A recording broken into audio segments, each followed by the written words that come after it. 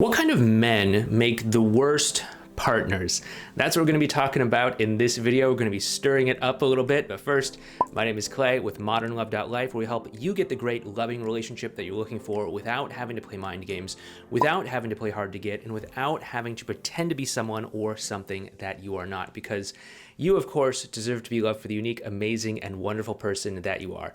And if you agree with me, do me a favor by hitting that thumbs up button for this video and by subscribing to this channel down below. It helps us out with the YouTube algorithm, so please, if you like this stuff, push the button.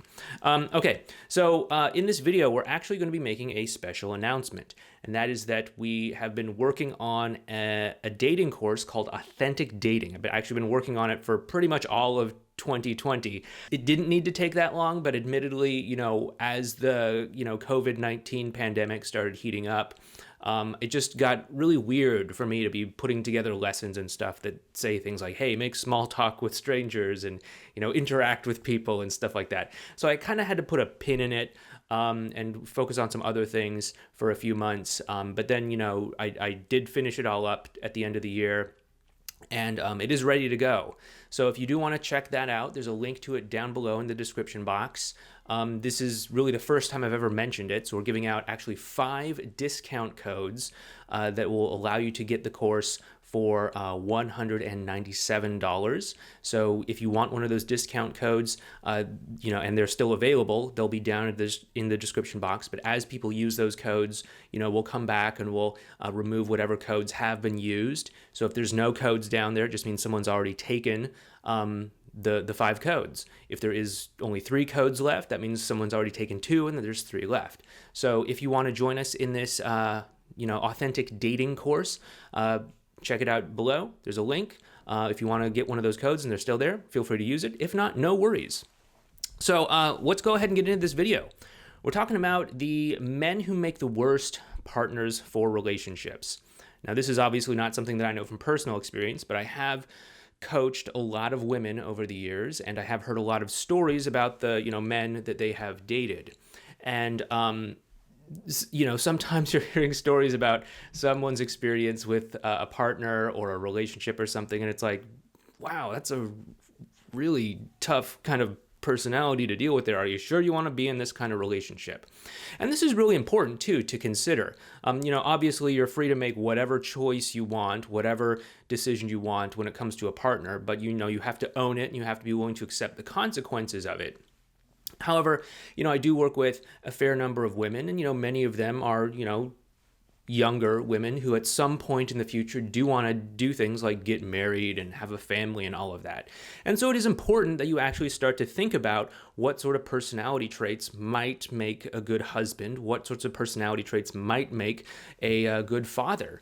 Because if you do find yourself married to someone who is, incredibly not the right kind of personality type for you, or not the right kind of personality type to be, a good, supportive, caring father, then you're just going to have more and more and more difficult times. My wife and I, we have a small daughter, and, my wife does, go and read like Facebook groups and things like that for mothers. And she sees these threads that come up now and then where some woman is complaining about her husband who, doesn't do anything. He's distant. He's just on his phone. He's just zoning out with video games. He doesn't help around the house or with the kids or anything like that. And,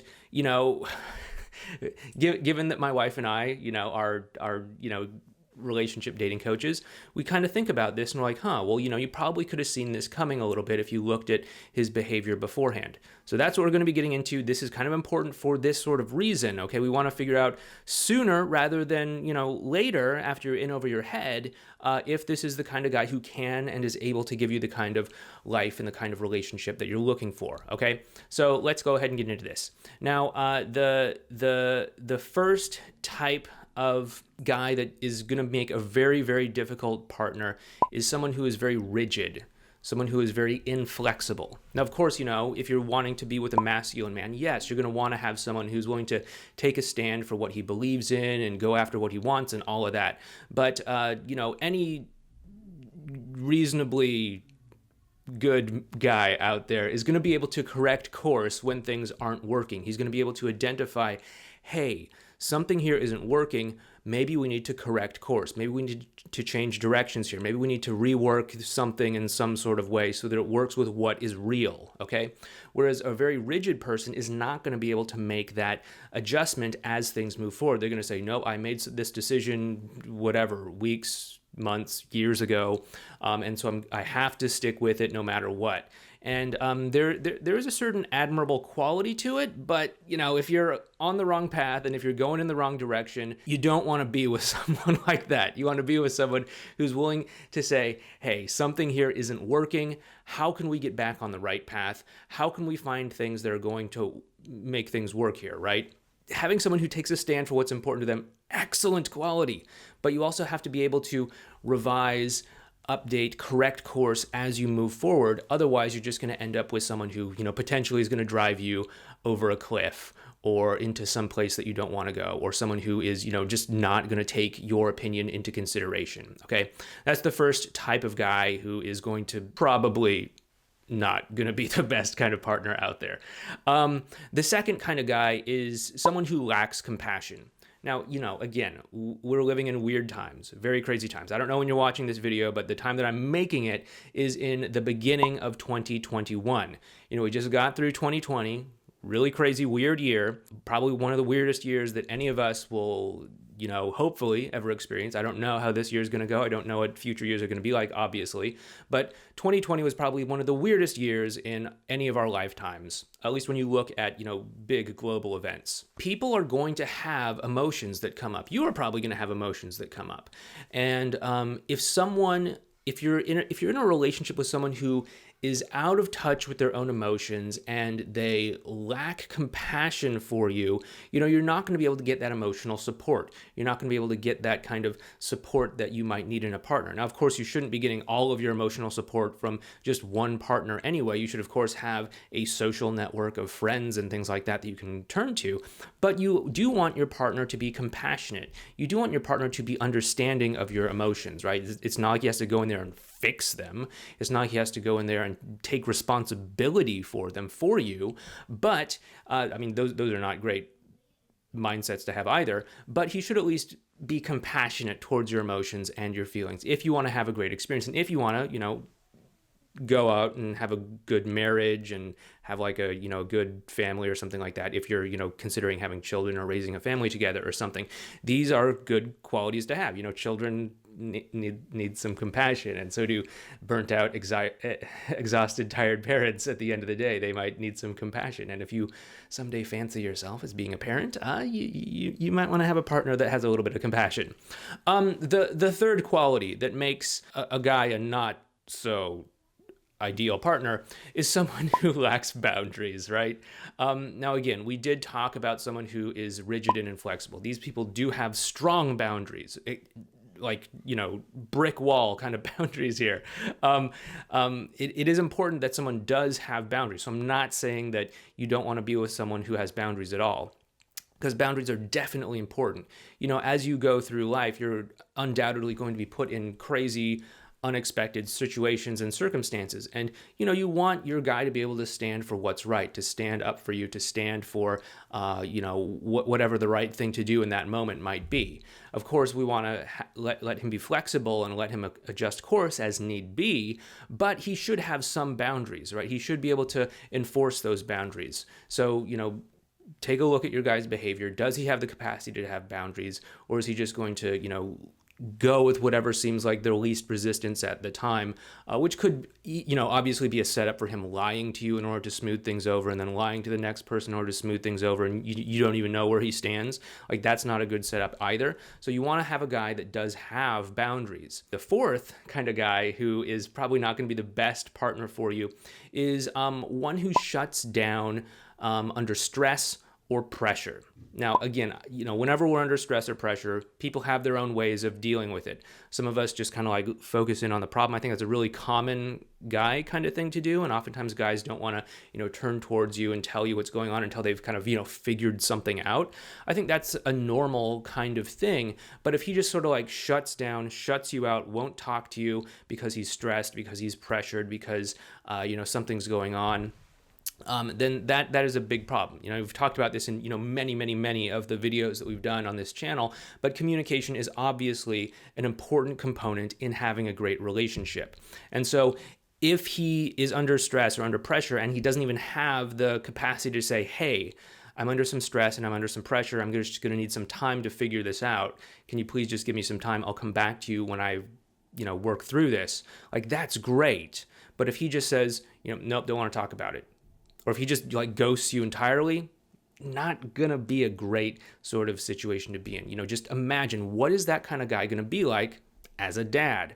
What's he gonna be like with a crying infant? What's he gonna be like with like a child who, is sick and throws up on a car seat or something like that, and suddenly your entire afternoon is thrown out the window?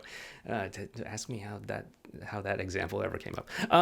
But yeah, this is something that you want to be on the lookout for. Is does he have the ability to at least stay in contact with you, still stay kind of synced up with you in some capacity when he's under pressure, or is he just the kind of guy that just shuts you out, walls you out entirely? Big red flag in my opinion. And the kind of guy that is probably not going to make the best partner for most people out there is someone who doesn't have the ability to work as a team with his partner. Obviously, relationships require teamwork. Obviously, any relationship is going to require the two people involved in the relationship working together as a team and finding whatever works for them. If a guy is unable to do this, if he's not open to cooperating, if he's not open to that, and it's always like my way or the highway, if he, again, kind of that rigid sort of thing, where it's like, we're only going to do what I want to do, all that sort of stuff, then that's going to be a problem. It's going to be a problem at some point in the future. Again, you want a guy who's probably going to be able to take a stand, step into his masculinity and all of that.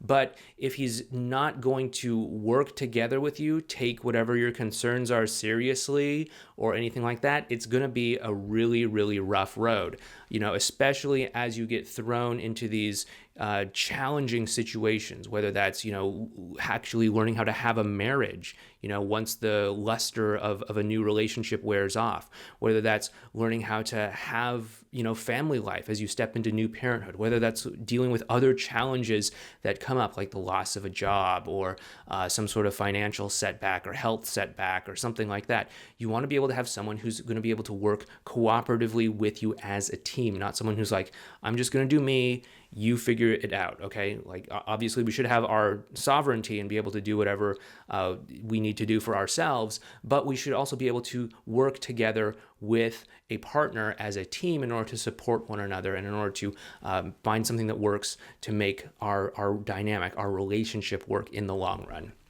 So those are the 5 guys that I would say are probably going to be more problematic when it comes to relationships. What do you think? I know that this is probably a kind of a controversial topic. So, do you agree with me? Do you disagree with me? Do you have other thoughts? And, men, if you're watching this, what do you think? I'm not trying to, throw something at you, but, let me know what you think. And at some point in the future, I'll probably also do, the opposite of this video, which is the women that are probably not going to give you the best kind of relationship out there as well too. So be on the lookout for that eventually. So if you think I'm kind of just doing this one-sidedly, don't worry, we'll do the other side at some point as well too. Anyway, if you do want to learn more about that dating course, Authentic Dating, there's that link down below. There are those codes. Well, they're there. If they're not there, then they've already been used up. But feel free to check that out. Anyway, thank you so much. Please take care. Be sure to give this video a thumbs up. If you do want to learn more about, the process of dating, the experience of dating, we do have a video playlist on that right up there. Feel free to check it out right over here, or please feel free to check out this video right here. Anyway, please take care. I'll talk to you later.